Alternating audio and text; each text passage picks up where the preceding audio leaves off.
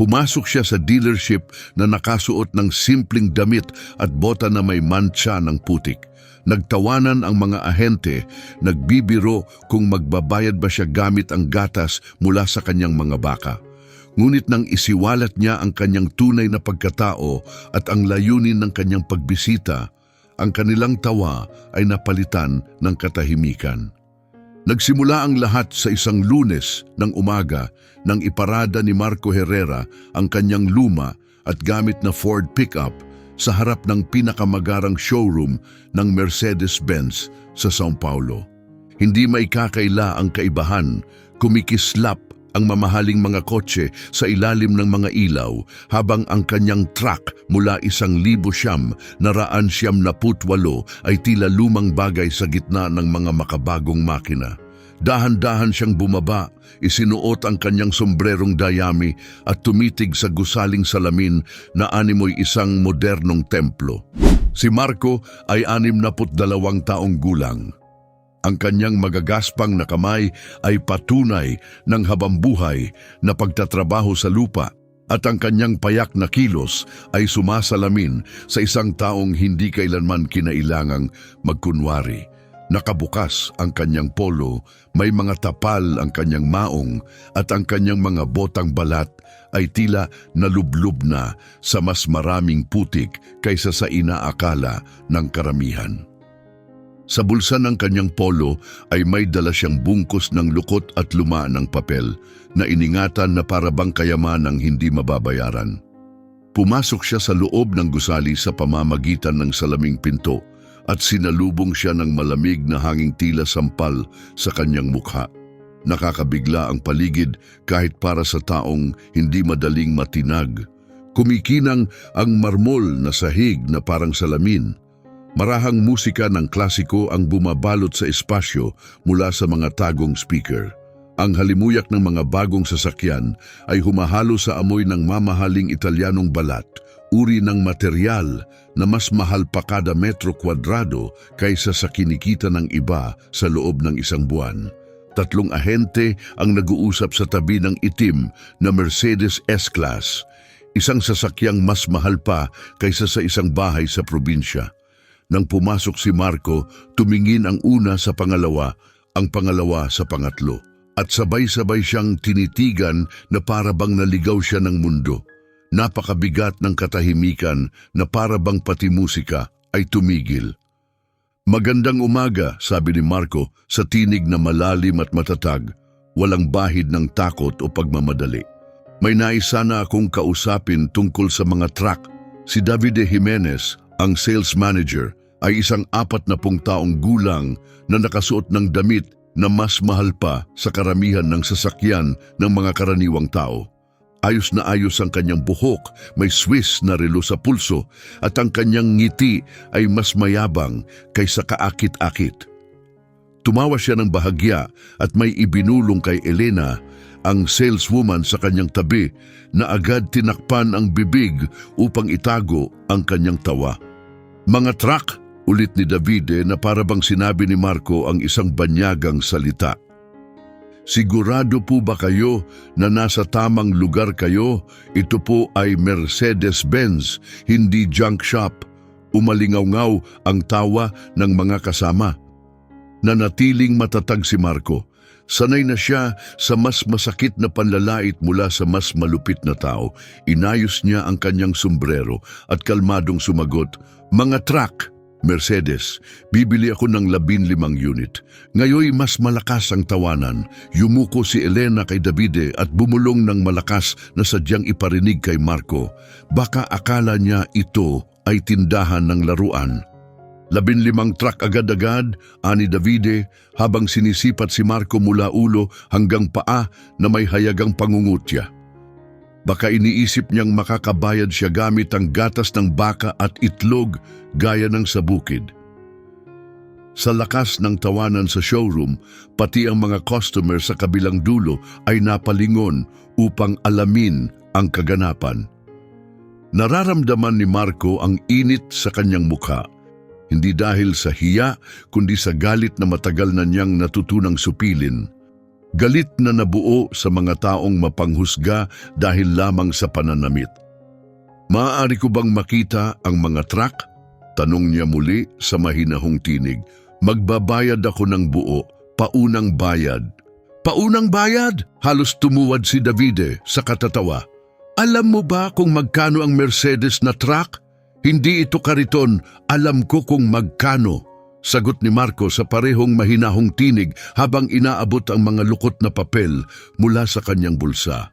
Kaya nga ako narito, kailangan ko ng 15 pinaka-advance na truck ninyo, yung pinakamataas na modelo. Hindi man lang tiningnan ni Davide ang mga papel, kumaway lamang siya kay Elena. Elena, tawagan mo ang tindahan ng lumang sasakyan sa kanto, baka may bagay na sakto sa kanya. Davide, ani Marco ng mariin, may kung anong tono sa kanyang boses na pumutol sa tawanan at nagpahinto sa manager. Hindi ako pumunta rito para sa mga lumang sasakyan. Nandito ako para bumili ng 15 brand new na Mercedes trucks, 0 kilometro, kompleto sa features at teknolohiya. At paano mo babayaran? Ani Elena na may pang-uuyam, gamit ang toyo, mais, o baka ipapasok mo dito ang mga baka mo para pambayad. Huminga ng malalim si Marco. Alam niyang darating ang sandaling ito, lagi naman.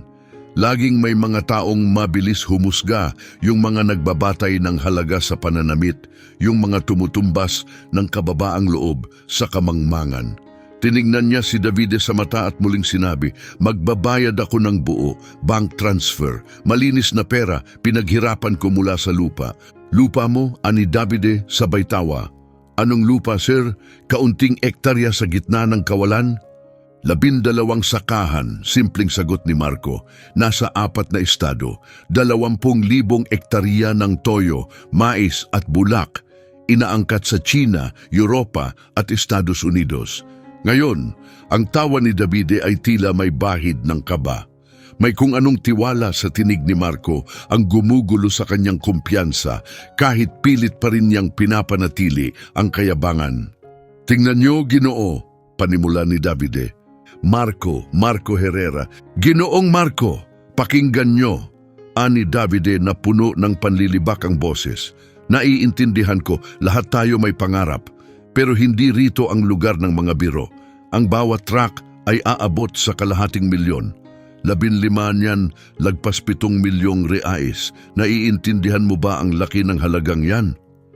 Naiintindihan ko ng mabuti, sagot ni Marco habang binubuksan ang isa sa mga papel mula sa kanyang bulsa. At alam ko rin na ang 15 Mercedes Actros Dohnes 151 6x4 na may kumpletong kagamitan ay nagkakahalaga ng eksaktong 7,450,000 reais. Sinuri ko na ang lahat. Tumigil ang tawa ni Davide. Masyadong eksakto ang halaga, hindi pangkaraniwan mula sa isang taong kunwaring walang alam sa negosyo, ngunit hindi siya matanggap ng kanyang pride na maaring mali siya. At saan ka naghanap? Sa internet, panunukso niya. Kahit sino pwedeng mag-check ng presyo online. Ang pagbabayad, ibang usapan yan. Maaari ko bang makausap ang may-ari ng dealership? Tanong ni Marco habang ibinabalik sa bulsa ang mga papel. Hindi basta-basta kinakausap ni Doktor. Lorenzo ang kahit sino lang, sagot ni Davide nang may pang-aalipusta. Tanging mga VIP lang, mga importanteng tao, tunay na negosyante. Kung ganon, magpaayos ka ng meeting, sabi ni Marco. Walang problema, maghihintay ako. Maghihintay? Sabat ni Elena nang may diin. Ginoo, ang mga appointment ni Doktor Lorenzo ay pinaplano ng maaga. Hindi ganyan ang sistema rito. Hindi ka pwedeng basta pumasok at asahang kakausapin ka niya. Hindi ako nanggigipit, sagot ni Marco ng kalmado. Nagmumungkahi lang ako. At kaya kong maghintay kahit gaano katagal. Nagtinginan sina Davide at Elena. Tumitig silang lahat kay Marco na para bang isa siyang problemang hindi nila alam kung paano haharapin. Dumarating na ang mga importanteng kliyente, nakataya ang makintab na reputasyon ng dealership. At itong payak na lalaki ang gumugulo sa maayos nilang imahe. Ginoong Marco, muling subok ni Davide, bakit hindi na lang kayo umuwi muna? Ayusin ang mga dokumento ninyo at bumalik sa ibang araw. baka sa dealership na mas tugma sa inyo. Pinagmasdan ni Marco ang buong paligid. Nakita niya ang mga makinang na sasakyan, ang maayos na bihis na mga ahente, ang mayayamang customer na papasok para sa kanilang mga appointment. Pero may nakita rin siyang mas malalim, mga taong bulag sa panlabas na anyo. Naniniwalang presyo ang batayan ng halaga at inuugnay ang mamahaling pananamit sa dignidad. "Diyan ako uupo at maghihintay," sabi niya sa huli. Itinuro ang mga leather na upuan sa reception area. "Kapag dumating si Dr. Lorenzo, nais ko siyang makausap," dagdag pa ni Marco. At iyon nga ang ginawa niya. Umupo siya sa isa sa mga upuan, inalis ang kanyang sombrero, maingat na inilagay sa kanyang hita at nanatiling tahimik, puno ng pasensya ng isang taong sanay maghintay ng pananim na unti-unting tutubo. Kinakabahang naglakad si Davide. Hindi mapakali si Elena. Nag-umpisang magbulungan ang iba pang ahente. Papasok na ang mga mahalagang kliyente at ang simpleng magsasakang nakaupo ng matahimik sa lobby ay lumikha ng tensyon na hindi nila alam kung paano lulutasin. Pero si Marco ay kalmado. Dumating siya na may layunin, isang misyon na mas mahalaga pa sa 7 milyong reais. Isa iyong pangakong kanyang binitiwan, isang pangakong tuparin niya anuman ang halaga, at habang naghihintay, nagmamasid siya. Pinag-aaralan kung paano magtrato ang mga taong ito sa isa't isa, kung gaano kabilis silang humusga base sa itsura, kung paanong ikinakabit ang kayamanan sa dangal. Malapit na silang maturuan ng aral na hindi nila kailanman malilimutan, na ang anyo ay nakalilin lang at ang tunay na halaga ay hindi nasusukat sa presyo ng damit. Lumipas ang 1 oras, hindi gumalaw si Marco, nakapatong pa rin sa kanyang hita ang sombrero, tahimik ang kanyang titig. Halos hindi mapigilan ni Davide ang inis. Sinasira ng lalaki ang imahe ng showroom. Ang mga kliyenteng mayayaman ay pumapasok, napapansin si Marco at napapakunot ang noo sa pagkadismaya. "Elena!" Pabulong na sigaw ni Davide, hinila siya palayo. Hindi na ito pwedeng hayaan, para siyang pulubing naghihintay ng limos. "Alam ko," sagot niya habang tinitigan si Marco na may hayagang pagkasuklam.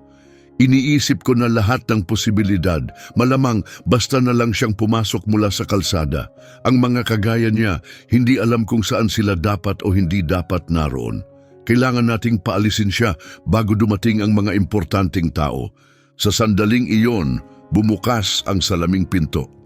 Pumasok si Valeria Torres, asawa ng isang kongresista, ayos na ayos, bit-bit ang handbag na mas mahal pa sa isang compact car. Huminto siya, nakita si Marco sa upuan at agad nanigas ang muka. "Ano to?"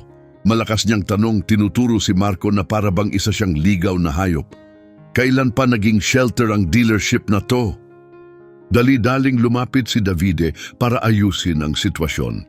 "Mrs. Valeria, paumanhin po, inaaksyonan na po namin." "Anong pag-aaksyon? Gaano na ba katagal siyang nandyan?" "Hindi pa po matagal, ma'am. Aalisin na po namin agad." Tinitigan ni Valeria si Marco mula ulo hanggang paa, puno ng paghamak ang kanyang mukha. "Makinig ka, Davide. Hindi ako pumupunta sa mga lugar na pinapapasok kung sino-sino lang. Publiko ang asawa ko. Hindi kami pwedeng maiugnay sa ganito." Narinig ni Marco ang bawat salita, naramdaman ang bawat tinging mapanghusga. Ngunit nanatili siyang matatag, inalala ang boses ng kanyang anak na nagsabing, "Tatay, ikaw ang pinakamatapang na tao sa mundo." Ano kayang iisipin nito kung makikita siya ngayong tinatrato na parang wala siyang halaga? "Ginoo," sabi ni Davide muling lumapit, mas matalim na ang tono. "Nag-iba na po ang sitwasyon. May mga importanteng tao rito. Kailangan niyo na pong umalis." Dahan-dahang itinaas ni Marco ang tingin. "Hindi ako mas mababa kaysa kanino man." "Natural lang yan," sabat ni Elena, hindi na tinatago ang kanyang paghamak. "Tingnan mo ang sarili mo, tingnan mo kung nasaan ka. Sa tingin mo ba talaga bagay ka rito? Bilang isang mamimili, pareho lang ang karapatan ko sa sinumang pumapasok dito," matatag na sagot ni Marco. Tumawa si Valeria ng malakas at mapanlait. Bibili, gamit ang mais, ang malupit na biro ay muling nagbunsod ng tawanan mula sa mga taong nasa paligid. Nakaramdam si Marco ng paninikip sa dibdib, hindi dahil sa kahihiyan, kundi dahil sa alaala ng tanong ng kanyang anak na babae noon. Tay, bakit po ba may mga taong malupit sa mga hindi maganda ang damit? Ang sagot niya noon, hindi sila malupit, anak. Maliit lang ang puso nila. Ginoo, giit ni Davide, magiging prangka na ako. Nakakagambala na kayo sa mga customer namin. Nakakasama kayo sa negosyo. Umalis na kayo, kung hindi tatawag ako ng security. Mula sa bulsa ay inabot ni Marco ang bungkos ng lukot na papel, mga bank statement, titulo ng lupa, dokumento ng export. Maaari ko ba kayong pakitaan ng patunay na kaya kong magbayad? Hindi tumingin si Davide, kayang-kaya na ngayong gumawa ng pekeng dokumento. Kahit bata, kayang magprint ng peke. Totoo ang mga ito, mariing sabi ni Marco. Totoo, panunod yun ni Elena habang tumatawa. Tulad ng 15 truck mo? 15 truck? Biglang sabat ni Valeria, nagka-interes. Anong pinagsasabi niya? Napabuntong hininga si Davide, halatang nahiya. Mrs. Valeria, sinasabi po ng Ginoo na balak niyang bumili ng 15 truck ng Mercedes. Bumulwak ang tawa ni Valeria, umalingaw-ngaw sa buong showroom. 15? Alam ba niya kung magkano yon? Lagpas 7 milyong reais, sagot ni Marco ng kalmado. Memorisado pa niya ang presyo. Sigaw ni Elena habang halos mawalan ng hininga sa katatawa. Siguradong chinek lang niya sa internet, isang bagay na baka ni hindi niya marunong gamitin. Dagdag ni Davide na may pangungutya. Ang mga gaya niya parang ginagawang bolang kristal ang Google. Nakaramdam si Marco ng apoy sa dibdib. Hindi ito galit na sumasabog kundi galit na tahimik pero malalim, palalim ng palalim sa bawat insulto. Bumalik sa kanyang alaala ang ospital, ang kanyang anak na nakahiga roon. Mahina pero punong-puno ng pangarap. Tay, kapag gumaling ako, magpagawa tayo ng ospital para sa mga batang walang pambayad.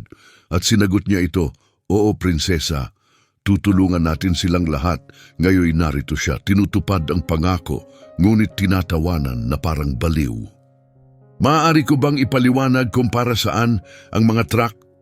Tanong ni Marco, pilit pa ring kalmado. Para saan? Panunuya ni Davide. Panghakot ng patatas? Pang-deliver ng toyo?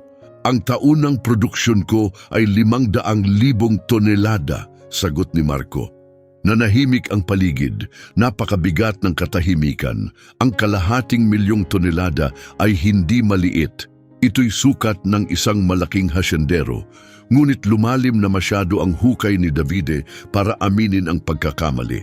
500,000 tonelada, ulit ni Davide nang may sarkasmo. Sige, at ako ang presidente ng Mercedes sa Brazil. Hindi niyo naiintindihan, sabi ni Marco, ramdam sa tinig ang bigat. Hindi ako pumunta rito para maglibang, may pangako akong tinutupad. Anong pangako? Tanong ni Davide. Saglit na natahimik si Marco. Ayaw niyang ibahagi ang pinakabanal na kwento ng kanyang buhay sa mga taong tumatawa sa kanya. Isang mahalagang pangako, sagot niya sa wakas. Mahalaga para kanino? Sabat ni Elena. Para sa mga manok mo?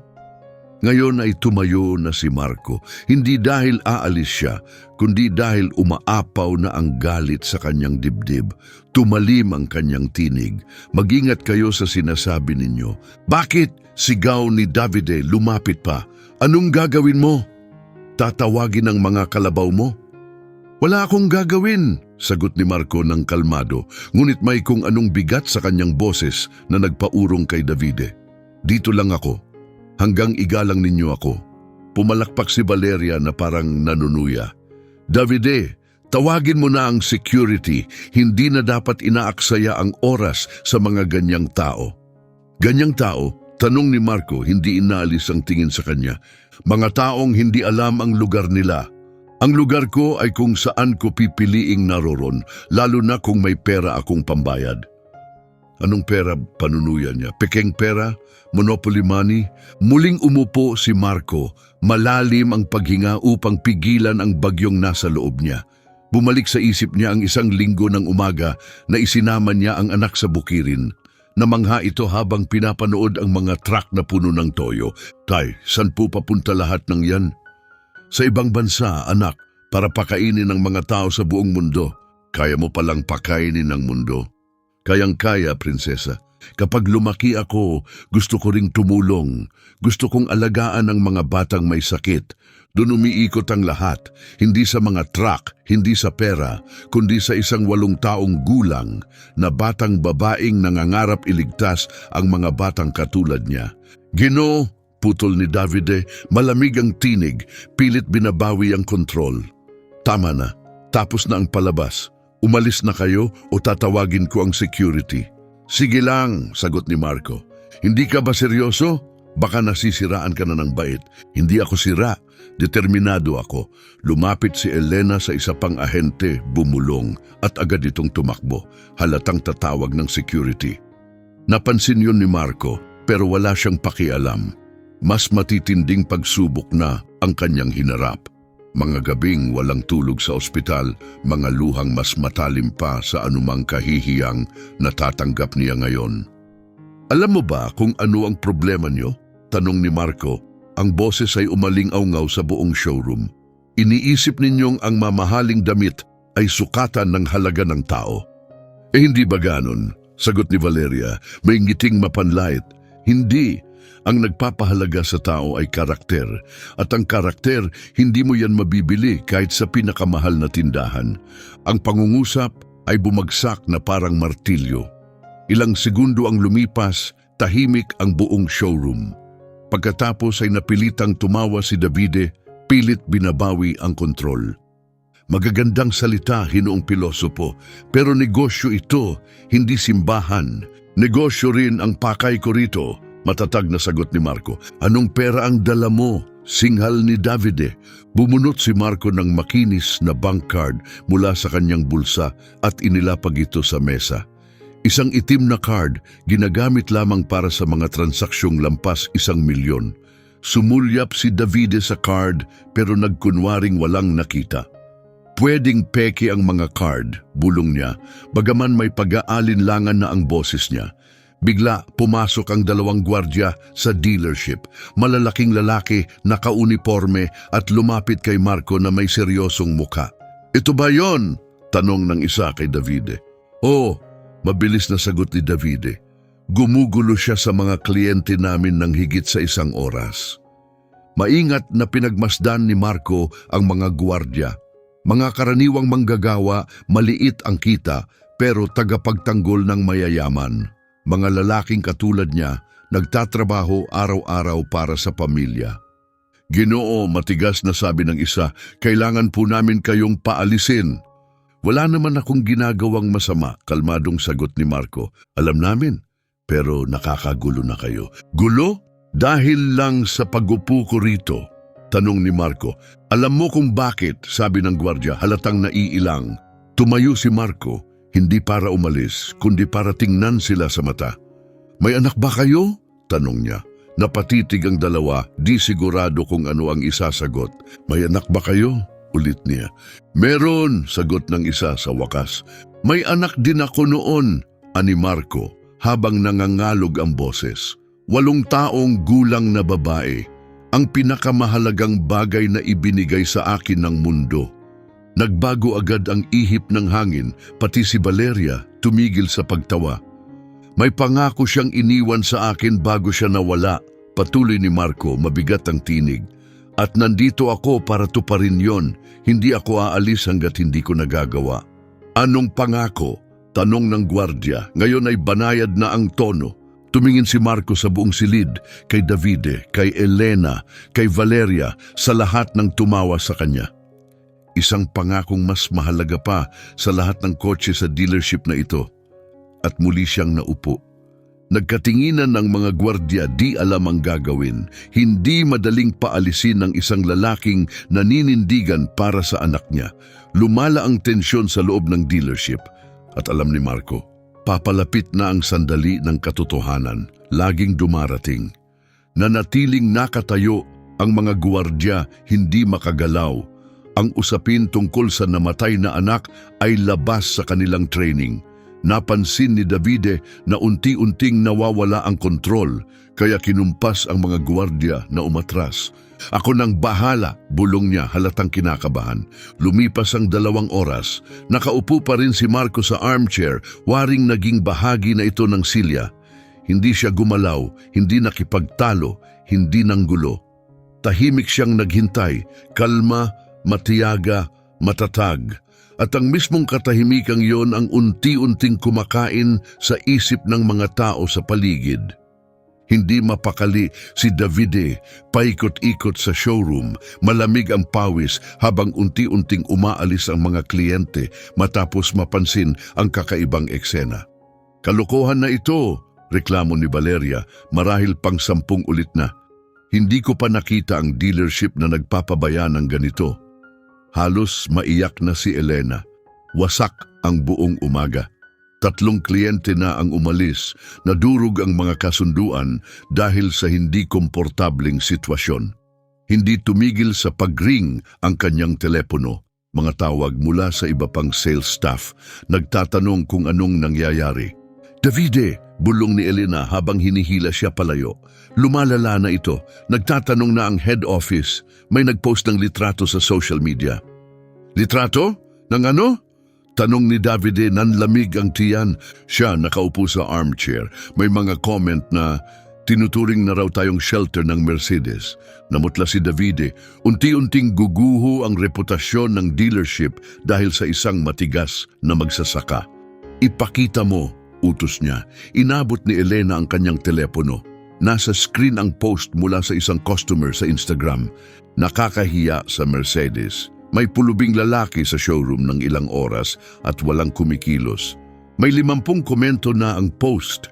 May mga tumutuligsa sa dealership pero may mga nagtatanggol din na may karapatan ang sinuman na pumasok sa tindahan.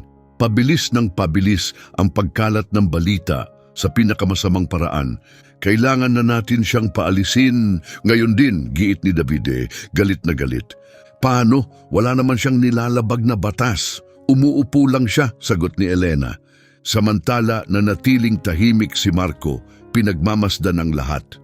Napansin niya ang pagtaas ng kaba ni Davide, ang pagkataranta ni Elena, at ang inis ng mga kliyenteng walang alam sa buong kwento. Pero higit pa roon, may nakita siyang mas malalim. Klaro na sa kanya ngayon, mga taong nilibing ang kanilang pagkatao sa ilalim ng karangyaan. Nakalimutan na ang bawat gusgusing damit o kalmot sa sapatos ay may pinanggagalingang kwento. Ginoo, sabi ni David habang muling lumalapit, pilit tinatago ang galit. May alok ako. Kung aalis ka ngayon, ako na ang mag-aayos ng private meeting mo kay Dr. Lorenzo bukas. Ayos ba yon? Hindi, matatag na sagot ni Marco. Hindi? Paano mo natitiis tanggihan dahil hindi na ako naniniwala sa salita mo? Parang sampal ang dating ng sagot kay Davide. Hindi ka naniniwala sa akin. Pinagdududahan mo ang salita ko. Oh, kalmadong sagot ni Marco. Minsan ka nang nagsinungaling simula nang dumating ako. Napasinghap si Elena. Kailan kami nagsinungaling? Sabi niyo hindi basta-basta nakikipagkita si Doktor Lorenzo. Kasinungalingan yon. Karapatan ng bawat kliyente na makausap ang taong namumuno. Hindi lahat ay kliyente, singal niya. Kliyente ako, sagot ni Marco. Pumunta ako rito para bumili, hindi para mamalimos. Sa sandaling iyon, lumapit ang isang eleganteng mag-asawa na kanina pa humahanga sa isang Mercedes S-Class. Halatang naiinis. Manager, pabulong na tanong ng lalaki. Anong nangyayari rito? Nahihiya na ang asawa ko. Ginoong Ricardo, taus-puso po akong humihingi ng paumanhin, mabilis na sabi ni Davide. Inaayos na po namin. Paano nyo inaayos? Nakaupo na dyan ang lalaking yan ng ilang oras. Normal ba yan? Tiningnan ni Davide si Marco nang may halos lantad na puot. Sinisira ng matigas na magsasakang ito ang kanyang araw, ang kanyang reputasyon at marahil pati ang kanyang karera. Kinong Marco, aniya, pigil ang galit. Nakakagulo ka sa negosyo namin. Naiinis ang ibang kliyente. Hindi yan patas. Patas? Dahan-dahang tumingin si Marco. Sa tingin mo ba patas na tratuhin akong parang basura dahil lang sa suot ko? Wala namang ganung nangyari, giit ni Davide. Wala. Mapait na nang ngumiti si Marco. Tinawag mo akong mukhang pulube. Tinanong mo kung magbabayad ba ako gamit ang gatas ng baka. Tinawanan mo ako nang sabihin kong gusto kong bumili ng truck. Kung yan ay hindi pagturing na parang basura, ano yon? Nakakabingi ang katahimikan na sumunod dahil totoo ang bawat salita. Tingnan mo, pautal na sabi ni Davide, pilit naghahanap ng palusot. Kailangan naming mag-ingat. Maraming manluloko ngayon, nagkukunwaring may pera. At ako'y nagkukunwari? Tanong ni Marco, banayad ang tinig. Ewan ko, bulong ni Davide, pero kahit siya halatang hindi kumbinsido. Paano ko malalaman? Ulit ni Davide. Muling bumunot si Marco ng card mula sa bulsa, ang itim na card, at inilahad ito kay Davide. Tawagan mo ang bangko, kumpirmahin mo ang laman. Kinuha ni Davide ang card, sinulyapan pero hindi tumawag. Wala namang pinapatunayan ng card, pwede yang peke. Ano ang nagpapatunay? Balik tanong ni Marco.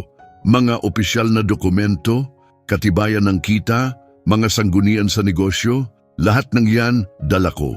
Itinuro niya ang lukot-lukot na mga papel na ipinakita niya kanina. Ni hindi mo man lang tiningnan. Bakit? Dahil hinusgahan mo na ako bago pa ako makapagsalita. Bumagsak ang katotohanan na parang pabigat. Alam ito ni Davide. Alam ng lahat. Hinusgahan niya si Marco base sa itsura at ngayon halos imposibleng aminin ng pagkakamaling yon. Sa sandaling iyon, pumasok ang isa pang customer. Si Dr. Alberto Navarro, isa sa pinakamayayamang negosyante sa lungsod, may-ari ng malaking chain ng supermarket. Isang makapangyarihan at iginagalang na lalaki na matagal ng suki ng dealership. Davide! Masiglang bati ni Dr. Alberto, kumusta ka? Dr. Alberto, laging karangalan, sagot ni Davide, pilit ang sigla. Pumunta ako para makita ulit ang Mercedes na pinakita mo noong isang linggo. Nandyan pa ba?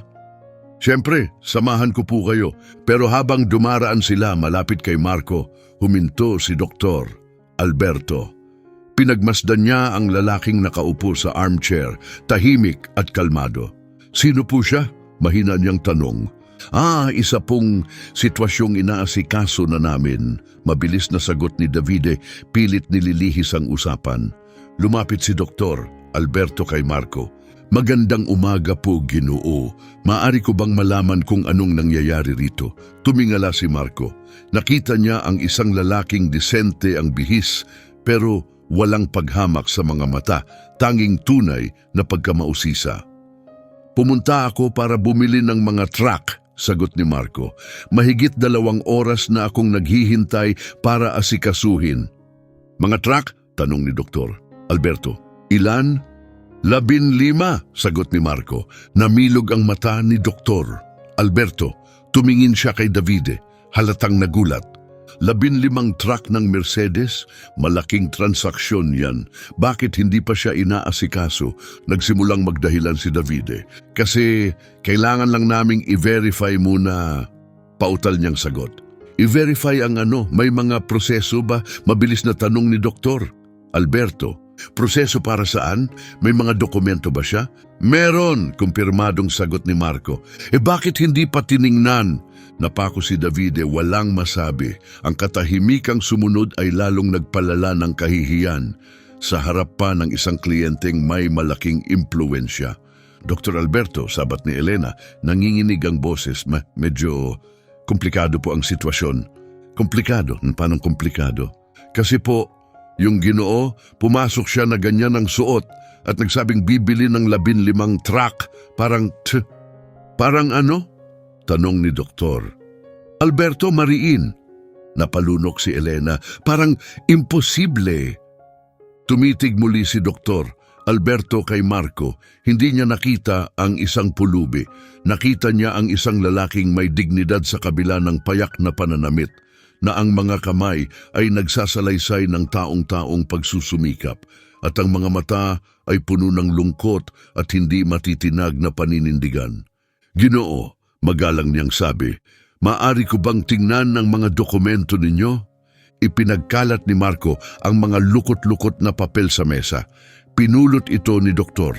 Alberto at maingat na sinimulang basahin. Habang binabasa ang bawat pahina, unti-unting nagbago ang ekspresyon niya. Mga bank statement na may milyong halaga, mga record ng export papuntang China at Europa, katibayan ng pagmamay-ari ng 12 sakahan sa 4 na iba't ibang estado. Diyos ko, bulong niya. Pagkatapos, mas malakas. "Davide, alam mo ba kung sino ang taong ito?" "Sino?" tanong ni Davide namumutla. Marco Herrera, isa sa pinakamalalaking agricultural producer sa buong bansa. Naalala ko na nabasa ko ang tungkol sa kanya sa Exame Magazine noong nakaraang buwan. Hindi ko lang siya nakilala agad dito. Parang nawala ang sahig sa ilalim ng mga paa ni Davide. Nanlumo si Elena, parang wala ng dugo sa mukha. Pati si Valeria, na kanina pa nangungutya, ay natahimik at napalapit ang katawan pasulong. Dr. Alberto, mahina ang boses ni Davide, pilit bumabawi. "Hindi namin alam." "Hindi nyo alam dahil hindi nyo gustong alamin," malamig na putol ni Dr. Alberto. "Hinusgahan nyo ang taong ito base lang sa pananamit niya." Nanatiling nakaupo si Marco, pinagmamasdan ang biglaang pagbabagong dumaluyong sa buong silid. Nakita niya kung gaano kabilis nagbabago ang asal ng tao kapag nalamang nagkamali sila. Pero hindi niya hinahanap ang respeto dahil sa kanyang yaman. Gusto niyang igalang siya dahil sa kanyang dignidad bilang isang tao. "Ginoong Marco," mahinahong sabi ni Dr. Alberto, puno ng tunay na paggalang, "lubos po akong humihingi ng paumanhin sa pagtrato sa inyo rito." Dagdag pa niya, "Hindi ito ang tunay na diwa ng Mercedes-Benz." "Salamat," simpleng tugon ni Marco. "Maari ko bang itanong," patuloy ni Dr. Alberto, "bakit kailangan nyo ng 15 truck?"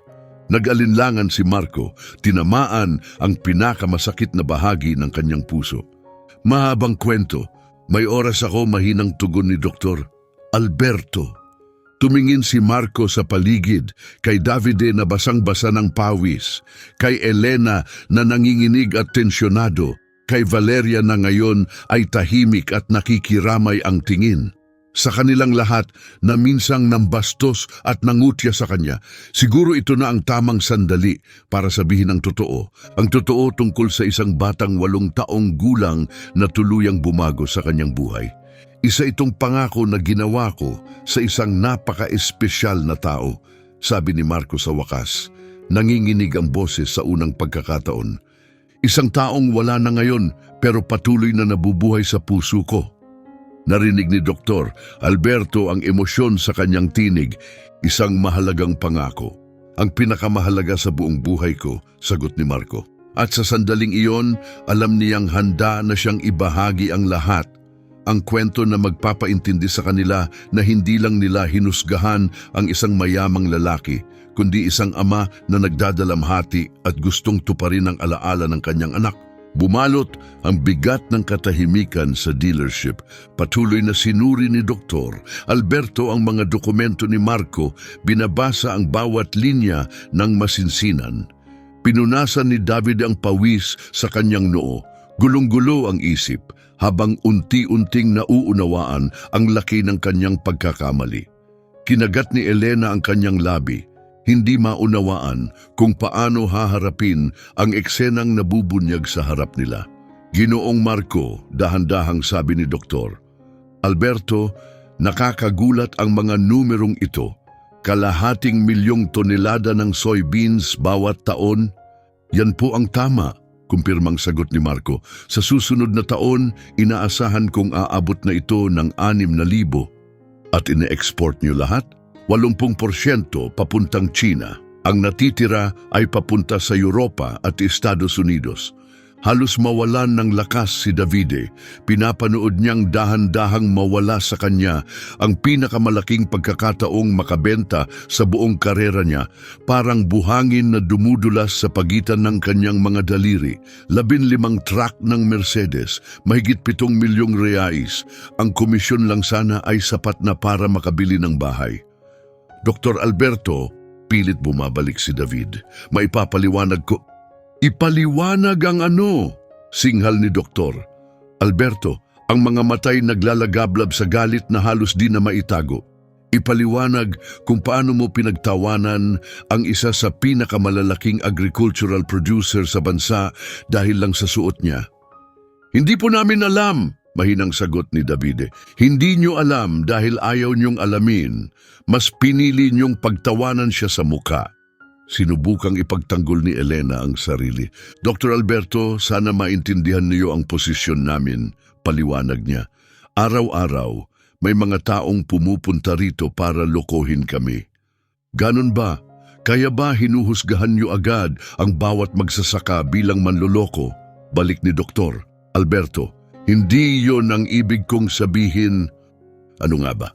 Pagkiling, pag-uusig, parang pagsabog ang salitang pagkiling sa gitna ng showroom. Pagkiling, ang salitang walang gustong banggitin pero malinaw na malinaw sa bawat kilos, bawat ngiti ng paghamak, bawat insultong ibinato mula nang pumasok si Marco sa pintuan. Si Valeria na buong umagay, walang tigil sa pagreklamo, ay tahimik na ngayong nakatayo sa isang sulok mulat sa laki ng kanyang pagkakamali.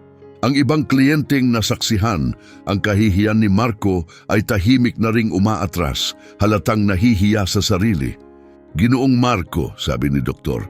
Alberto habang lumilingon sa kanya na may taos pusong paggalang, patawad po sa ngalan ng lahat ng customer na pumupunta rito sa dealership. Walang kapatawaran ang naging pagtrato sa inyo. Tahimik lang na nakinig si Marco. Hindi siya narito para humingi ng paumanhin. May isang dahilan lang siya kung bakit siya narito. Tuparin ang pangako niya sa anak niyang babae. Dr. Alberto, anya ng dahan-dahan, maari ko po bang ipaliwanag kung bakit ko kailangan ng 15 truck? Siyempre, mahinang tugon ni Dr. Alberto, pakiusap, magpatuloy ka. Huminga ng malalim si Marco, ipapahayag niya ang pinakamahirap na kwento ng kanyang buhay sa harap ng mga taong ilang oras siyang tinawanan at minaliit. Pero alam niyang kailangan nilang marinig ito. Kailangan nilang maintindihan. May anak akong babae, panimula niya, garalgal ang boses, bahagyang nababasag. Chiara ang pangalan niya, pinakamagandang regalong ibinigay sa akin ng Diyos. Nagbago ang atmosfera sa buong lugar, pati si Davide, tumigil sa paglalakad, tila natigilan.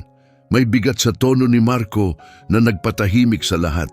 8 taong gulang siya, patuloy ni Marco habang napupuno ng luha ang kanyang mga mata. Kulot ang buhok, ngiting nagpapasigla sa buong bahay. Mas matalino pa sa kahit sinong nakilala ko. Pangarap niyang maging doktor. Lumapit si Doktor Alberto, nararamdaman ang lalim ng ibinabahagi ni Marco. Ipinanganak si Chiara na may problema sa puso, ani Marco. Walang hindi kayang ayusin sa operasyon. Pero kailangan niyang maghintay hanggang medyo lumaki pa siya. Sabi ng mga doktor, kapag 10 taong gulang na siya, pwede na siyang operahan. Si Elena na kaninay nanunukso lang sa kanya buong umaga, ngayoy may biglang kirot sa dibdib. May anak din siyang kasing edad ni Chiara. Habang naghihintay siya, namuhay siya ng normal, patuloy ni Marco. Naglaro, nag-aral, tumulong sa bukid.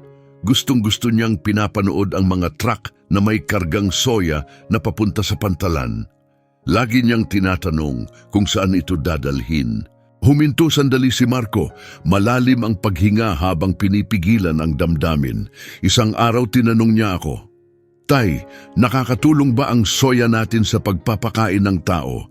Sabi ko, "Oo." Ngumiti siya at sinabing, "Ayos." Ibig sabihin, tumutulong tayo sa mundo. Ganon siya palagi, laging iniisip ang kapakanan ng iba. Yumuko si Davide. Sa unang pagkakataon, napagtanto niyang kaharap niya ang isang lalaking pasan, ang isang matinding sakit na hindi nakikita. 2 taon na ang nakalipas, patuloy ni Marco. Nagsimulang bumigay ang puso niya ng mas maaga sa inaasahan. Sabi ng mga doktor, hindi na kami pwedeng maghintay. Kailangan na niyang operahan. Agad-agad nangatog ang kanyang boses. Dahan-dahang inilapat ni Dr. Alberto ang kamay sa balikat ni Marco. Lunes, nakatakda ang operasyon. Agosto 2024, excited si Chiara. Sabi niya pagkatapos ng operasyon, makakatakbo na raw siya sa bukid nang hindi hinihingal. Dumaloy ang mga luha sa pisngi ni Marco.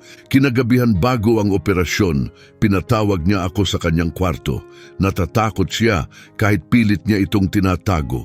Pinaupo niya ako sa kama niya. Tahimik nang umiiyak si Elena, iniisip ang sariling anak na babae sa ganoong sitwasyon. Hinawakan niya ang kamay ko at sinabi, "Tay, kung sakaling may mangyari sa akin, mangako ka sa akin." Sinabi kong, walang mangyayari, magiging maayos ang lahat. Pero iginiit niya ulit, "Mangako ka, Tay." Anong ipinangako niya? Tanong ni Doktor. Alberto, mahinang-mahina ang tinig. Pinunasan ni Marco ang mga luha niya at tumingala, tinitigan ang bawat isa. Sina Davide, Elena, Valeria at lahat ng nangutya sa kanya kanina. Sinabi niya, "Mangako kang tutulungan mo ang mga batang mahihirap na may sakit na katulad ko. Mangako kang magpapatayo ka ng ospital para sa kanila." Nagmisto lang na pako sa katahimikan ng buong dealership, pati ang ingay sa labas ay tila nawala. "Nangako ako," bulong ni Marco. "Nangako akong tutulungan ko ang bawat batang nangangailangan." "At ang operasyon?" Tanong ni Doktor. Alberto, bagaman halata sa tinig ang lungkot ng alam na niyang kasagutan, hindi na kinaya ni Chiara. Bumigay ang maliit niyang puso doon mismo sa operating table. Tuluyan nang napaiyak si Elena. Napaupo si Davide sa dingding, tila nawasak. Tinakpan ni Valeria ang kanyang mukha. Mabigat ang kirot ng sandaling iyon para sa lahat. "Pumanaw siya noong Lunes ng umaga," patuloy ni Marco. "Pero bago siya tuluyang mawala, may ibinulong siya sa tenga ko." "Huwag mong kakalimutan ang ipinangako mo, Tay. Tulungan mo ang ibang mga bata." Pati si Doktor Alberto ay hindi na napigilang lumuha.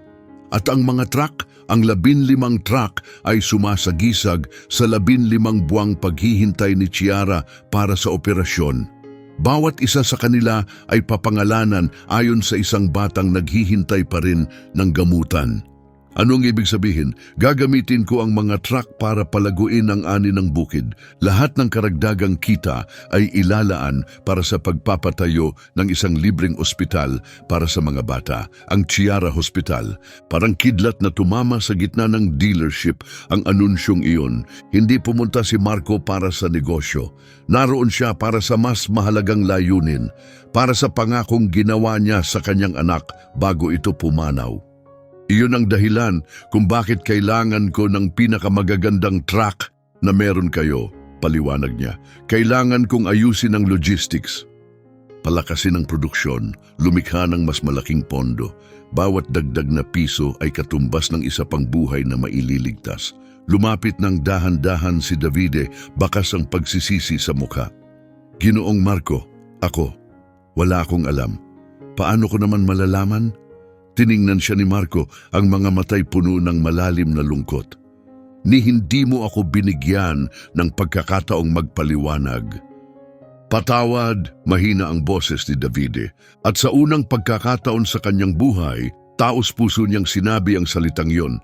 "Patawad sa pagtrato namin sa inyo." Kalma ang tugon ni Marco. "Hindi ako ang dapat mong hingan ng tawad.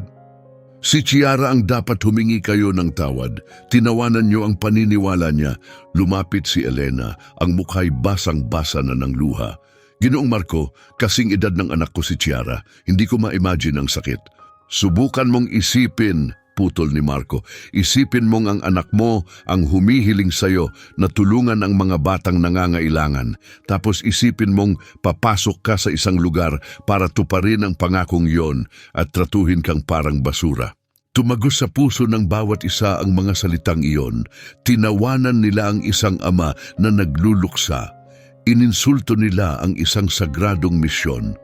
Pumunta ako rito, sabi ni Marco, dahil nabasa ko na sinusuportahan ng dealership na ito ang mga layuning panlipunan. Akala ko may pakialam sila. Umiling si Dr. Alberto, galit ang mukha. Ginoong Marco, hindi katanggap-tanggap ang nangyari ngayon. Kakausapin ko agad si Dr. Lorenzo. Nasaan siya? Karaniwang dumarating yon ng 3:00, sagot ng isa. Tumingin si Marco sa orasan, 50 minuto ng hapon. Matapos maghintay ng halos 4 na oras, sa wakas ay makakausap na niya ang isang taong maaaring makatulong. Ginoong Marco, sabi muli ni Davide, mahinang-mahina ang tinig. Kung papayagan ninyo ako, gusto kong tumulong sa pagpapatayo ng ospital. Paano? Tanong ni Marco. Isusuko ko ang komisyon ko sa mga truck. Bawat sentimo ay mapupunta sa Chiara Hospital. Lumapit din si Elena. Isusuko ko na rin ang parte ko. Tiningnan ni Marco ang dalawa. Sa mga mata nila, nakita niya ang tunay na pagsisisi. Sa wakas, naunawaan na nila ang bigat ng kanilang pagkakamali. Ikagagalak ito ni Chiara, sabi ni Marco ng payak. Sa sandaling yon, bumukas ang pinto at pumasok ang isang matangkad, elegante at may presensyang lalaking nasa 60 na, kulay pilak ang buhok. Si Dr. Lorenzo, may-ari ng dealership. Tumigil siya sa may pintuan, dama ang bigat ng nangyayari. Makapal ang tensyon sa paligid, may mga umiiyak at mabigat ang hangin. Anong nangyayari rito? Tanong niya. Lumapit si Dr. Alberto. Lorenzo, kailangan nating mag-usap. Ngayon din, tungkol saan? Tanong ni Lorenzo litong-lito.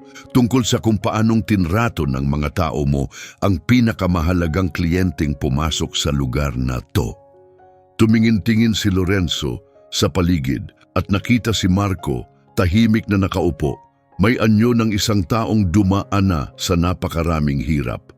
Sino ang lalaking yon? Marco Herrera, sagot ni Alberto. At ang kwentong ibabahagi niya ay magbabago sa pananaw mo sa kung paano tayo dapat makitungo sa tao. Tumayo si Marco, dahan-dahan. Sa wakas, maririnig na siya. Pero hindi na ito tungkol lang sa pagbili ng truck. Tungkol na ito sa mas malalim na bagay.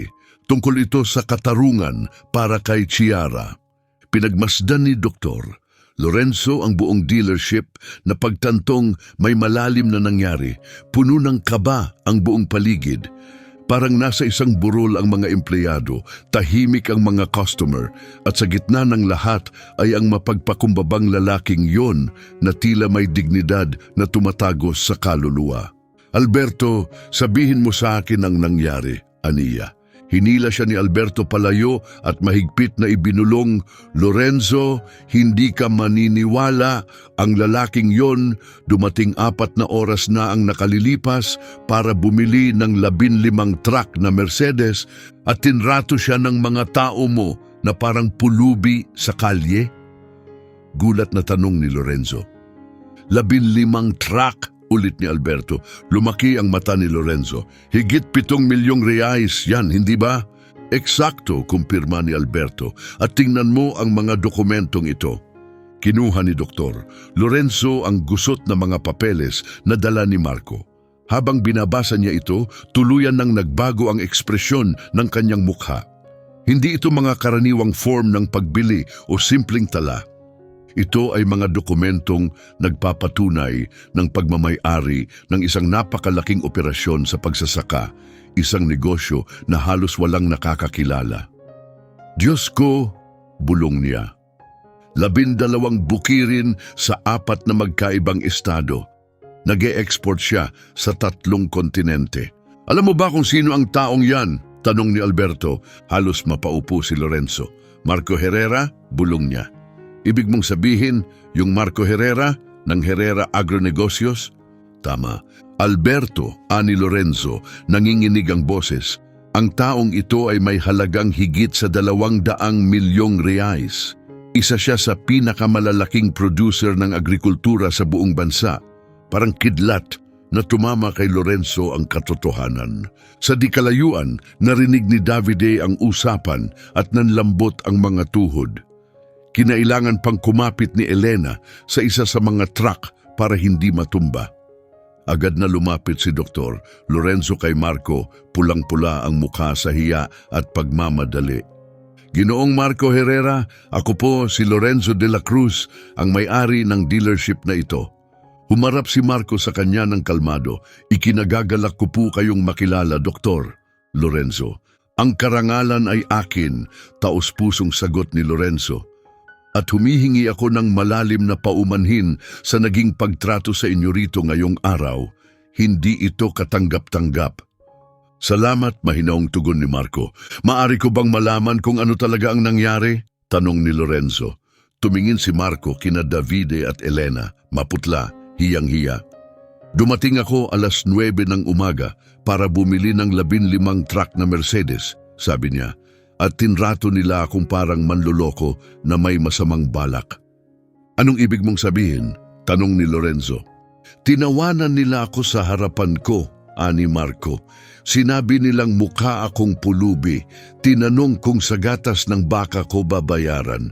Pati ang kakayahan kong magbasa't magsulat ay kinwestiyon. Nagdilim ang mukha ni Lorenzo sa galit. Lumingon siya kay Davide, matalim ang boses. Totoo ba ito?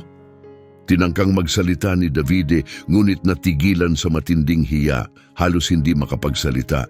Sagutin mo ako, sigaw ni Lorenzo. Oo. Totoo po, garalgal ang tinig ni Davide, pero hindi po namin alam kung sino siya. Hindi nyo alam? Sigaw ni Lorenzo. At ayos lang sa inyo na pahiyain ng isang tao? Iyan ang palusot nyo? Hindi po, sir, mahina ang sagot ni Davide. Alam mo ba kung sino si Marco Herrera? Sigaw muli ni Lorenzo. Isa siya sa pinakamalalaking kliyente ng Mercedes sa buong Brazil. Bumibili siya ng traktora, makinarya, kagamitan, mahigit 50 milyong reais na ang naitransaksyon niya sa atin. Tuluyang napaiyak si Elena na mulat sa bigat ng naging pagkakamali. Maaring nawala sa kanya ang lahat dahil sa ginawa niya. At higit pa ron, patuloy ni Lorenzo, ininsulto niyo ang isang taong may dinadalang sakit na hindi ninyo kayang maunawaan. Anong ibig niyong sabihin? Tanong ni Davide, litong-lito pa rin. Lumapit si Alberto. Lorenzo, hayaan mong ipaliwanag ko. Nawala ang anak ni Ginoong Marco noong 1 taon. Mahinang pahayag niya, 8 lang ang edad. Biglang naglaho ang galit sa mukha ni Lorenzo. Iba na ang tingin niya kay Marco. May sakit siya sa puso, mahinang sabi ni Marco. Hindi na siya umabot sa operasyon.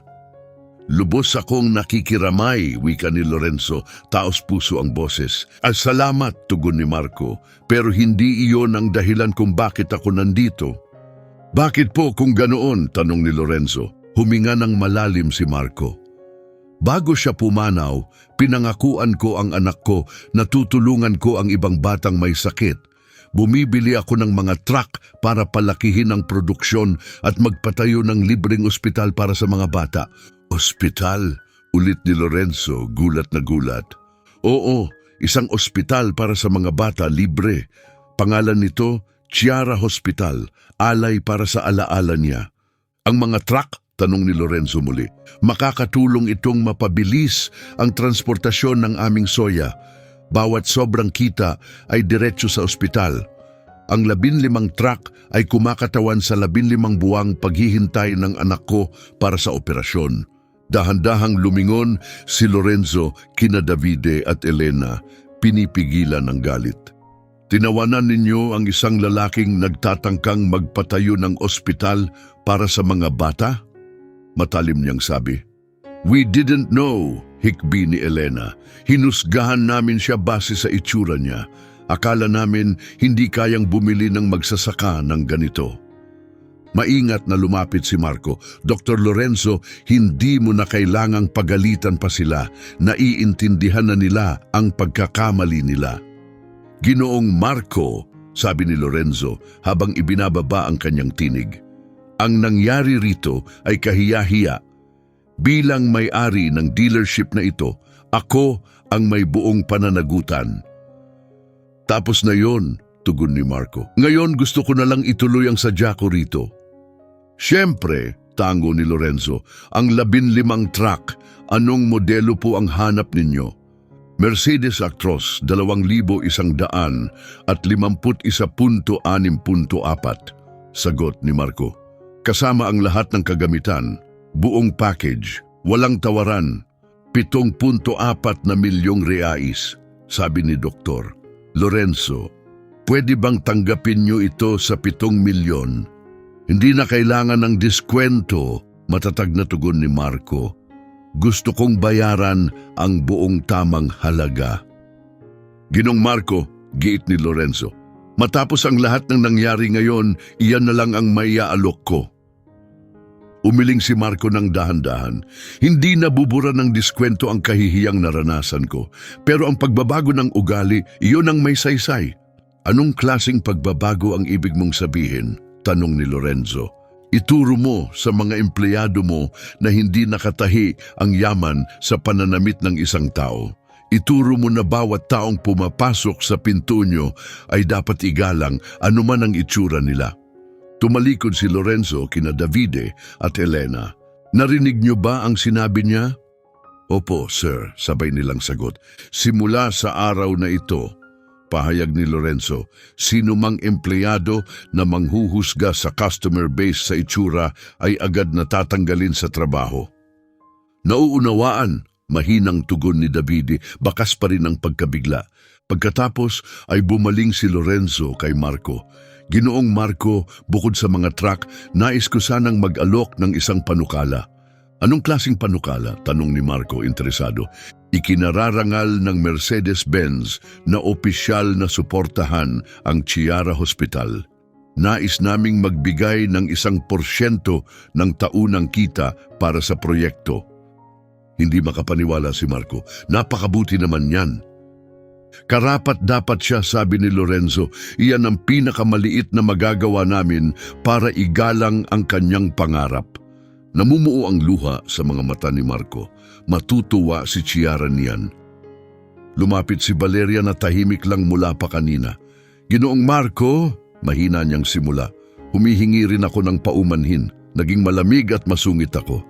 Kalilimutan na natin yon, mahinahong sagot ni Marco. Hindi ko kayang balewalain, sagot ni Valeria. Gusto kong tumulong. Ang asawa ko ay isang kongresista. Makakatulong kami sa mga permit at pag-apruba para sa ospital. Tumango si Marco, halatang naantig. Lahat ng tulong ay mahalaga.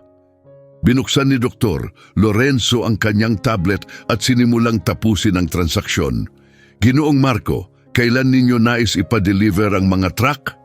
Sa lalong madaling panahon, sagot ni Marco.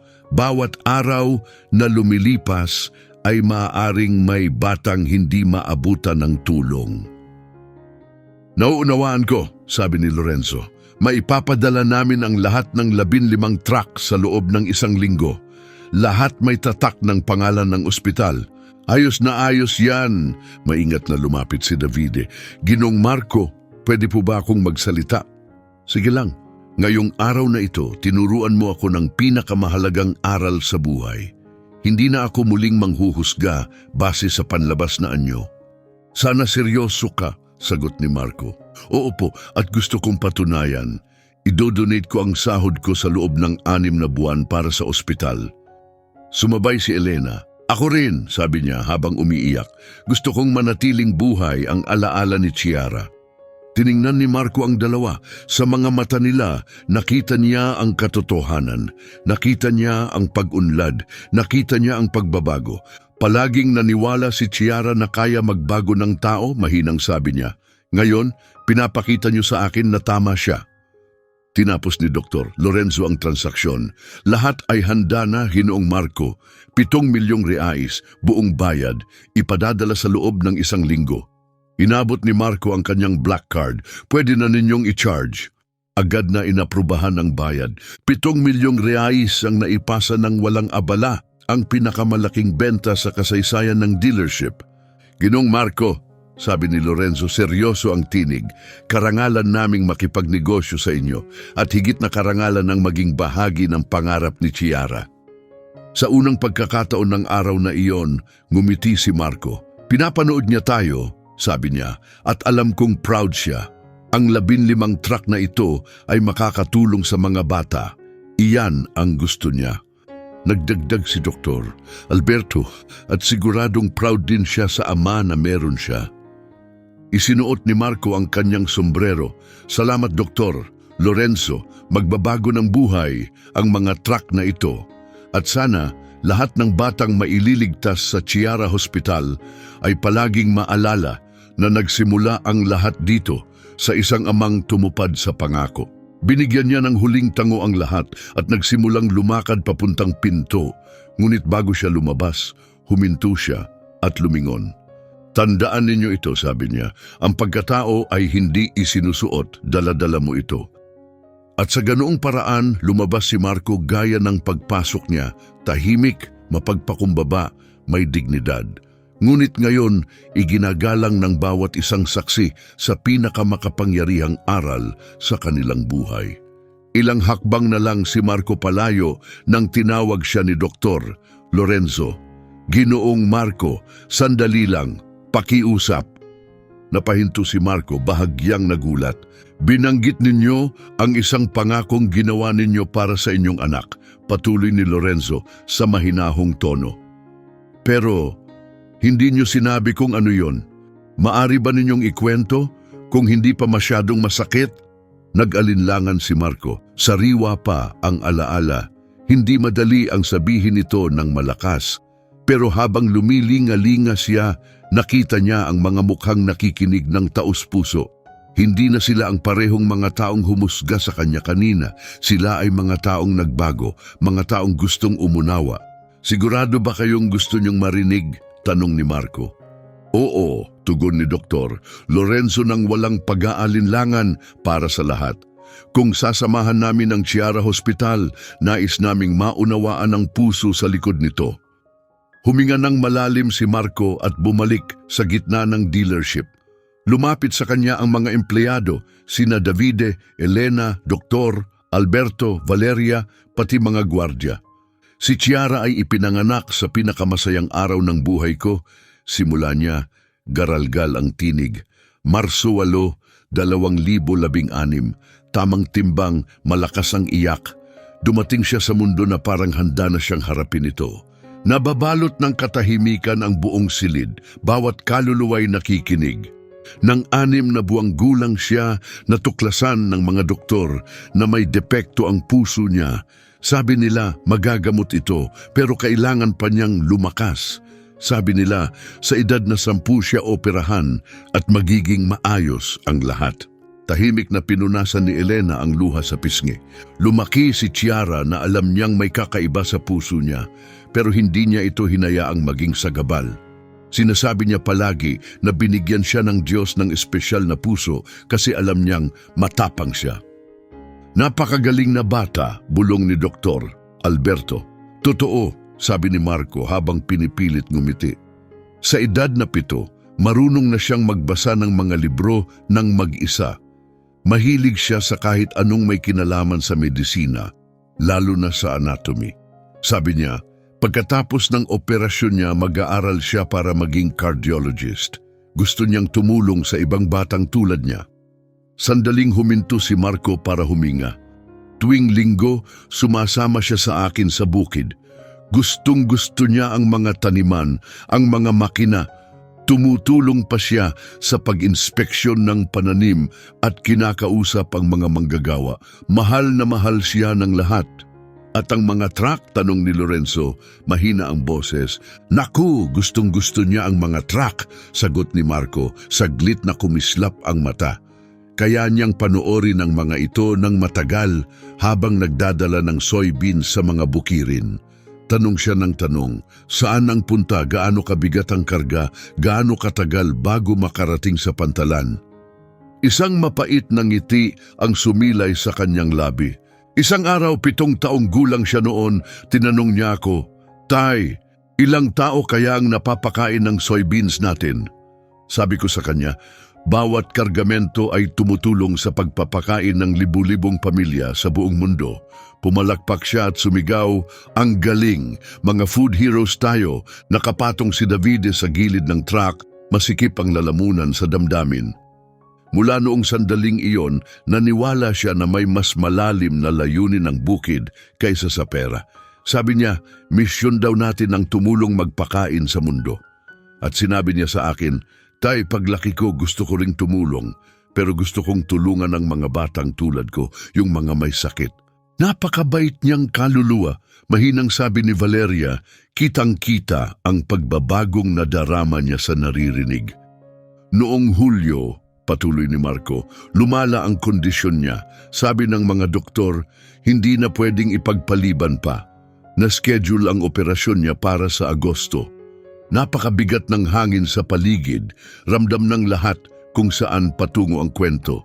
Sobrang saya niya, sabi ni Marco, bakas sa tinig ang paghina. Sabi niya, pagkatapos ng operasyon, makakatakbo na raw siya sa bukid ng hindi hinihingal. Pinangarap niyang makipaghabulan ng hindi kailangang huminto't magpahinga. Pinunasan ni Marco ang mga mata gamit ang manggas ng kanyang kamiseta. Gabi bago ang operasyon, na-admit siya sa ospital. Kasama niya ako, natulog ako sa silya sa tabi ng kama niya. Anong sumunod na nangyari? Mahinahong tanong ni Elena. 2:00 ng madaling araw, ginising niya ako. Takot siya pero pilit na naglalakas loob. "Tay," sabi niya, "pwede ba akong magtanong?" Napahinto ang hininga ng lahat sa silid. Siyempre, prinsesa ko, anuman sabi ko sa kanya. Kung sakaling may mangyari bukas, kung sakaling hindi ako makaligtas. Sandaling naputol ang boses ni Marco, pinilit niyang lumunok. Ipinapangako mo ba na tutulungan mo ang mga batang walang pambayad sa operasyon nila? Tanong niya. Ipinapangako mo bang magtatayo ka ng ospital para sa kanila? May mga luha nang dumadaloy sa mukha ng ilan sa silid. Sinabi ko sa kanya na walang mangyayaring masama. Sinabi ko sa kanya na magiging ayos siya, pero nagpumilit siya. "I-promise mo, Tay," sabi niya.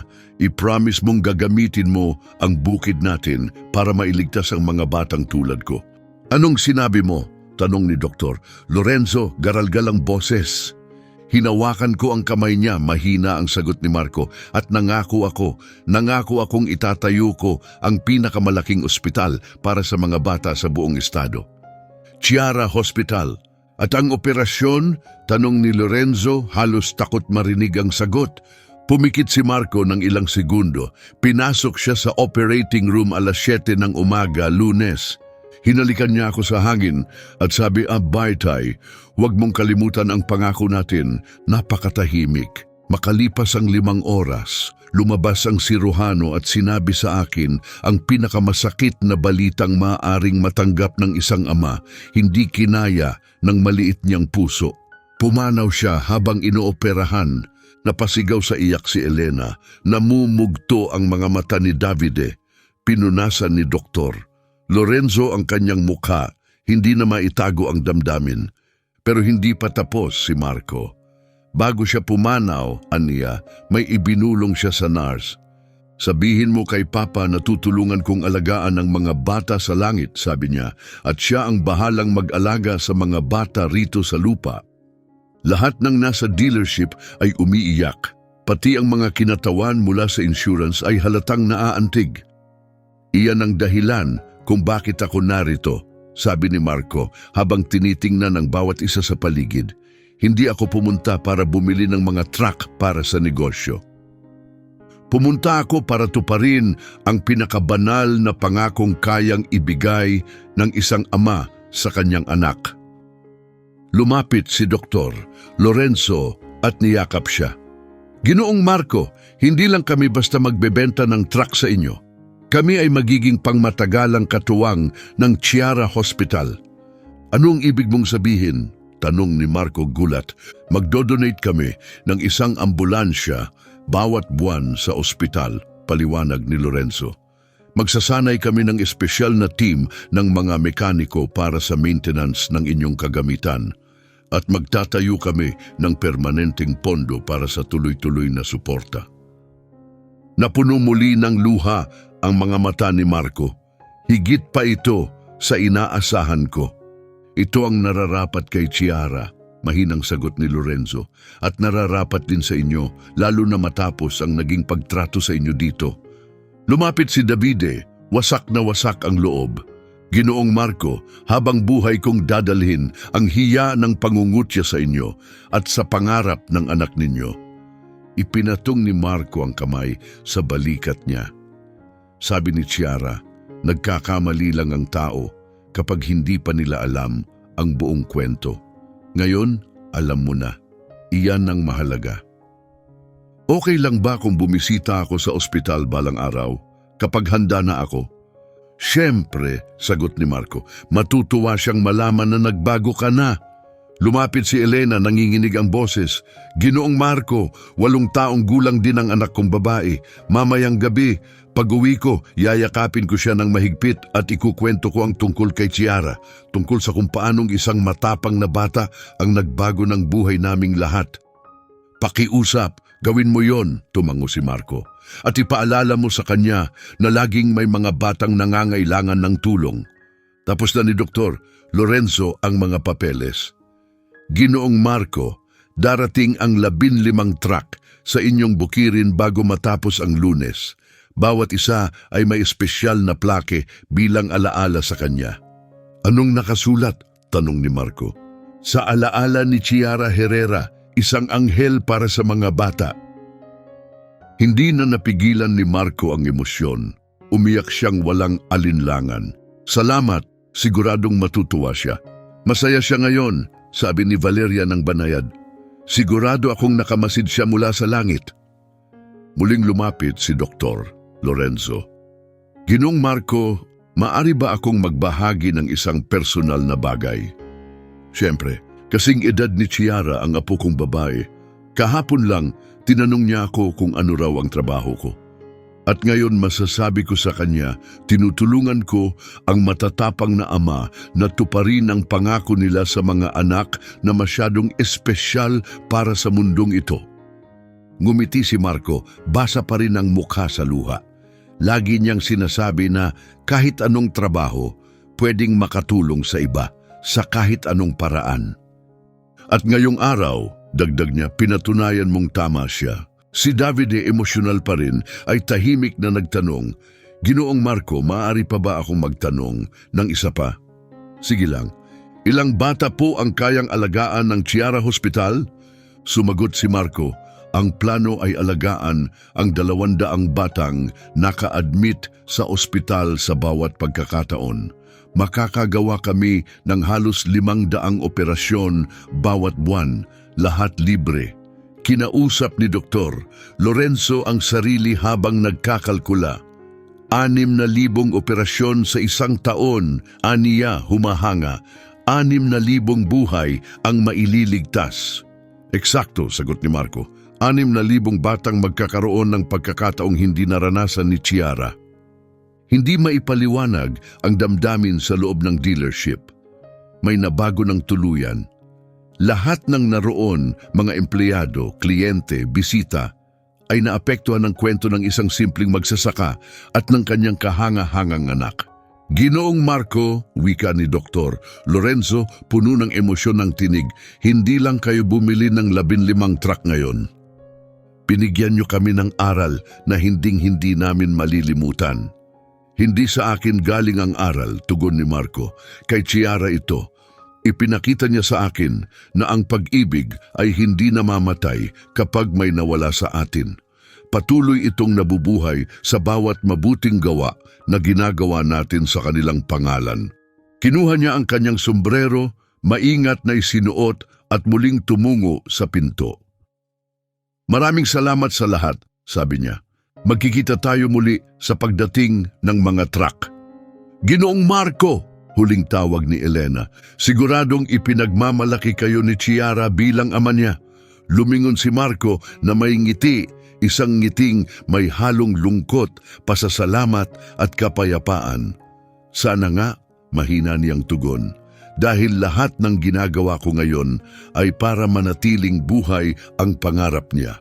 At sa ganung paraan, lumabas siya sa dealership, papunta na ang 15 truck. Ang Chiara Hospital ay malapit ng maging totoo. At ang pangarap ng isang munting bata ay magdadala ng pag-asa sa libo-libong iba pa. Naipasa na ang aral at kailanman ay hindi na ito makakalimutan.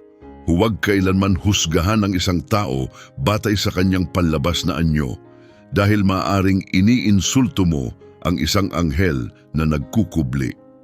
6 na buwan matapos ang araw na nagbago ng lahat, nakatayo si Marco sa harap ng isang gusaling parang mula sa panaginip.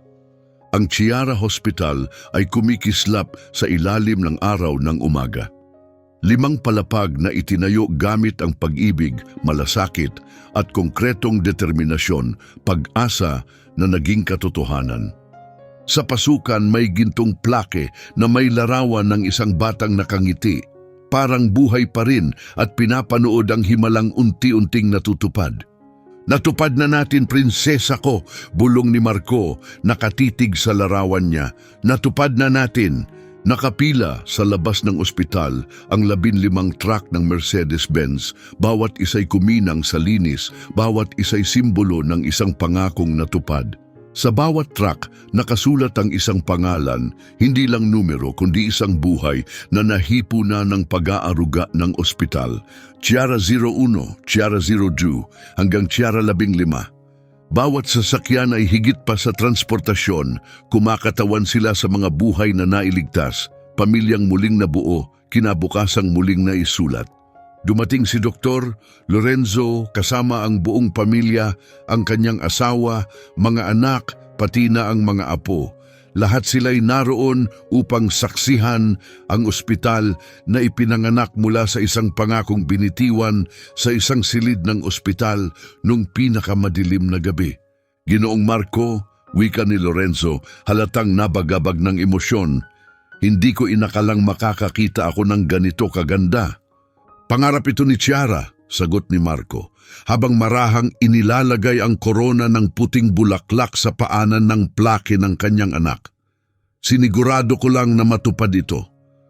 Maya-maya, dumating si Davide, hindi mag-isa kundi kasama ang kanyang pamilya at 20 empleyado mula sa dealership. Dumating silang mapagpakumbaba, simple ang kasuotan. Ang dating kayabangan ay matagal nang naglaho. 6 na buwang pagboboluntaryo sa ospital ang tuluyang nagbago kay Davide. Hindi na siya ang lalaking unang nakilala ni Marco.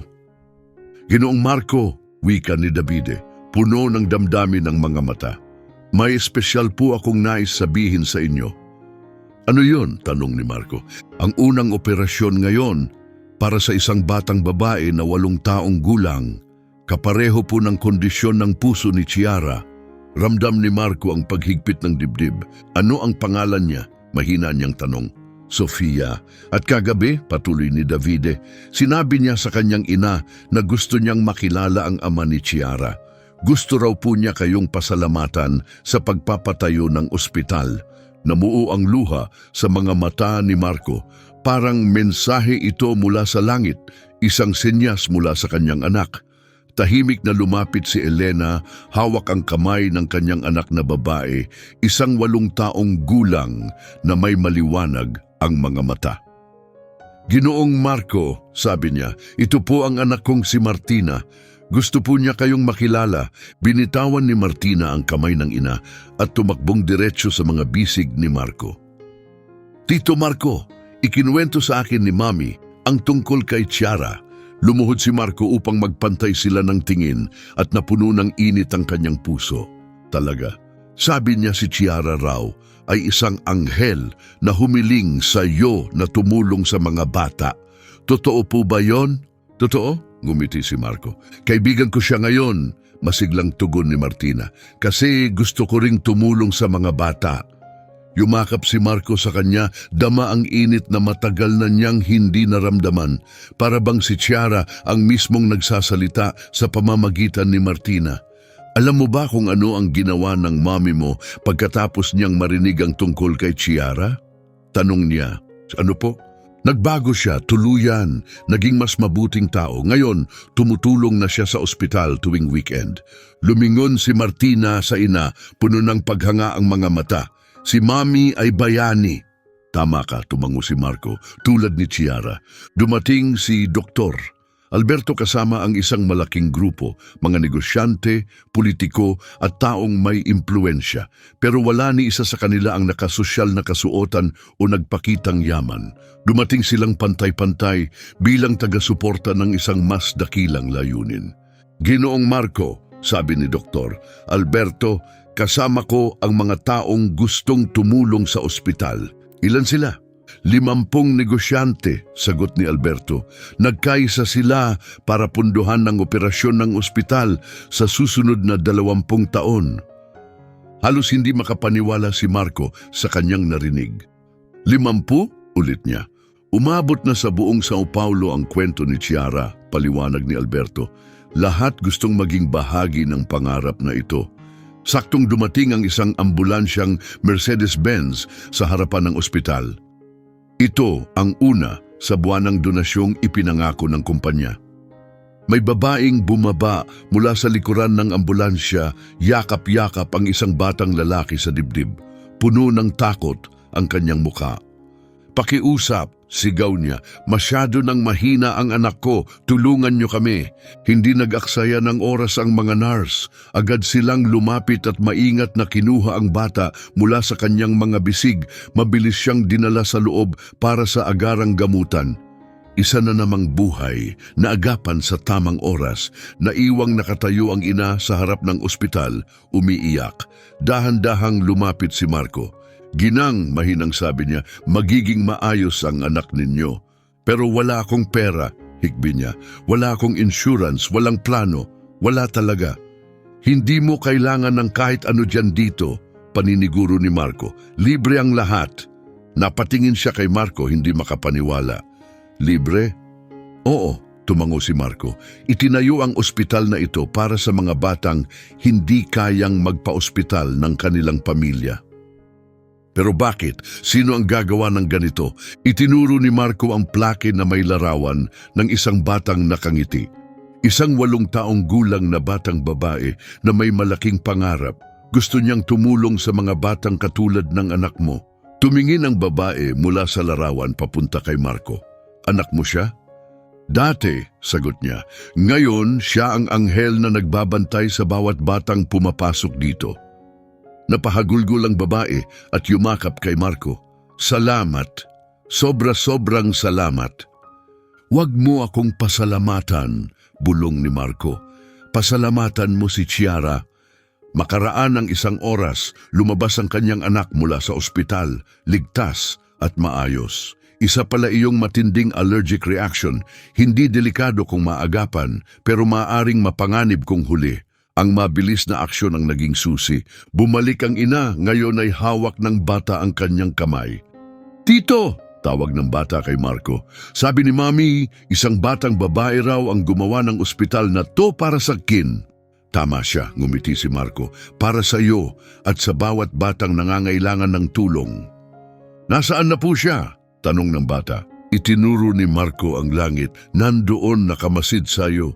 Pwede ko po ba siyang halikan? Siyempre naman, tumingala ang bata at humalik sa hangin. Salamat, Chiara! Ramdam ni Marco ang pagkapira-piraso at pagtibok muli ng kanyang puso sa parehong sandali. Buhay ang pangako. Tuwing may batang natutulungan, para bang ngumingiti si Chiara mula sa langit. Lumapit si Dr. Lorenzo, puno ng emosyon ang mga mata. Ginoong Marco, sabi niya, alam niyo po ba kung ilang bata na ang natulungan ng ospital sa loob lang ng 6 na buwan? Ilan? Tanong ni Marco. 350 bata sa 500 operasyon, lahat matagumpay. 500 Chiara ang nailigtas, bulong ni Marco, halos di makapaniwala. At simula pa lang ito. Kapag natuloy ang pagpapalawak natin, sabi ni Lorenzo, maaabot na natin ang 1,000 operasyon kada buwan.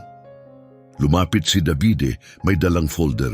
Ginong Marco, dala ko po ang ulat sa epekto ng ospital sa komunidad. Anong ibig mong sabihin? Tanong ni Marco. Sinukat po namin kung ilang pamilya ang natulungan, ilang buhay ang nailigtas, gaano kalaking ginhawa ang naibigay sa pampublikong sistema ng kalusugan. Napakaganda ng resulta. Kinuha ni Marco ang folder pero hindi na niya mabasa, pinipigil man, tuloy-tuloy ang luha. Siguradong ipinagmamalaki ako ni Ciara, di ba?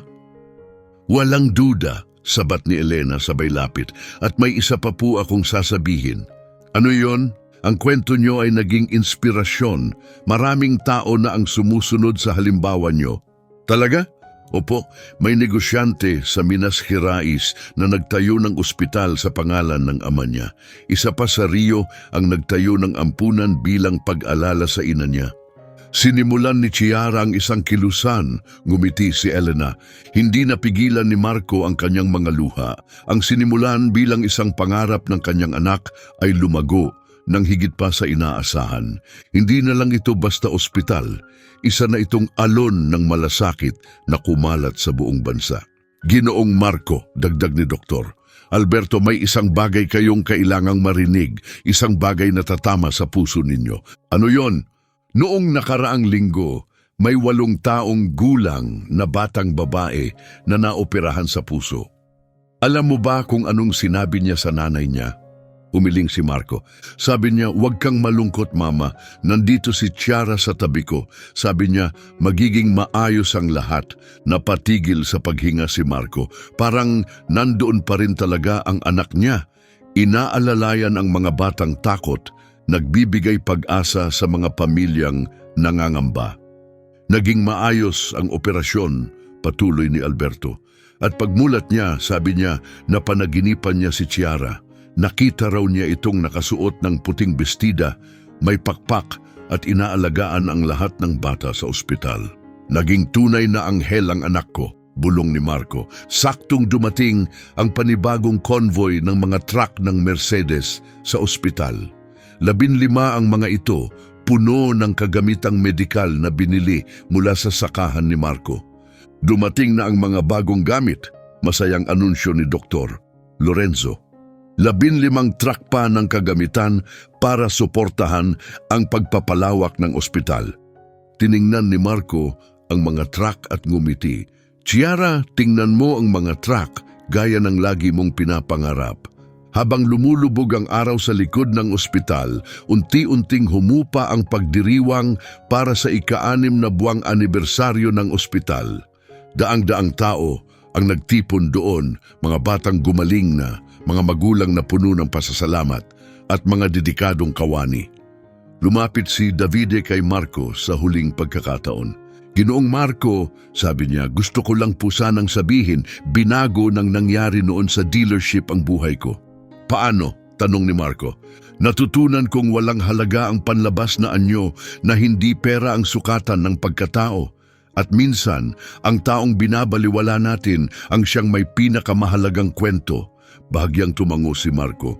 Si Ciara ang nagturo niyan sa iyo. Opo, sagot ni Davide, puno ng pasasalamat ang boses. At tinuruan niya silang lahat. Maamong ngumiti si Marco. Laging tinitingnan ni Ciara ang puso ng tao, hindi ang suot nila. Lumapit si Elena na may malumanay na anyo. Ginoong Marco, maaari ko po bang ibahagi ito sa inyo? Siyempre, gusto nang maging doktor ng anak kong si Martina, buong pagmamalaking sabi niya. At gusto raw niyang magtrabaho sa Ciara Hospital paglaki niya. Nagliwanag ang mga mata ni Marco. Napakaganda naman yan! At alam mo ba kung bakit? Patuloy ni Elena. Dahil ipinakita ng kwento ni Ciara sa kanya na kahit isang bata ay kayang baguhin ang mundo. Lumingon si Marco sa litrato ng anak niya sa may pasukan ng ospital. Ang ngiti nito'y patuloy na nagniningning na parang ilaw. Binago nga niya ang mundo, bulong niya, at nagsimula ang lahat sa dealership na yon. Tama yan, sang-ayon ni Dr. Lorenzo. Binago rin ng araw na yon kaming lahat. Natutunan naming huwag humusga base sa panlabas. At natutunan naming na sa likod ng bawat tao may kwento, dagdag ni Davide. Isang kwentong maaaring magturo sa atin ng mahalagang aral. Madalas sabihin yan ni Ciara, muling sabi ni Marco, na muling pinipigil ang luha. Naniniwala siyang may espesyal na bagay ang bawat isa na pwedeng ibahagi sa mundo. Pagsapit ng gabi at tuluyang lumubog ang araw, nanatiling maliwanag ang ospital. Mainit ang ilaw nito na nagbibigay liwanag sa gabi. Sa loob, mahimbing ang tulog ng mga bata sa malilinis na kama, ligtas at patuloy na gumagaling. Tahimik na nananalangin ang mga magulang para sa isang batang babaeng hindi nila kailanman nakilala, ngunit nagligtas sa buhay ng kanilang mga anak. Ginoong Marco, sabi ni Dr. Lorenzo, natupad mo ang pinakamagandang pangakong nasaksihan ko. Hindi pa ako tapos, sagot ni Marco. Hiniling sa akin ni Chiara na tumulong sa mga bata. At hanggat may isa pang batang nangangailangan, magpapatuloy ang pangako. Kung ganon magpapatuloy tayo, sabi ni Davide, magkasama. Magkasama, sabay-sabay na tugon ng lahat, puno ng paninindigan ang kanilang tinig. Muling tumingin si Marco sa litrato ng kanyang anak. Tapos na ang misyon, Chiara, kahit para lang sa araw na ito. Gabi na nang siya'y bumalik pa uwi sa sakahan at dama niya ang kapayapaan. Sa puso niya, alam niyang tama ang mga naging desisyon niya. Ang 15 truck ng Mercedes ay hindi lang basta mga makina, sila ay buhay na patunay ng isang pangakong tinupad. Mga simbolo ng pag-ibig na walang hanggan, mga paalala ng aral na hinding-hindi malilimutan ng mundo. Huwag husgahan ang isang tao sa panlabas na anyo, baka ang minamaliit mo ay isa palang anghel na nakatago. Ang kwento ng isang magsasakang pinagtawanan na ngayon naging simbolo ng pag-asa ay kumalat na sa buong bansa. Pero hindi pagkilala ang hinahangad ni Marco. Ang pinakamahalaga sa kanya ay ang kaalamang kahit saan man sa langit may isang 8 taong gulang na batang babae na nakangiti. Pinapanood ang ama niyang ginawang layunin ang dating lungkot. At sa bawat buhay ng batang nailigtas sa loob ng Chiara Hospital, mahina at taus-pusong ibubulong ni Marco. Isa pa, anak ko, isa pang buhay ang natulungan mong mailigtas dahil ang tunay na pag-ibig ay hindi namamatay kapag wala na ang isang tao. Ito'y nananatili sa mga pangakong tinutupad natin at sa mga buhay na ating nahihipo. Wakas ng kwento.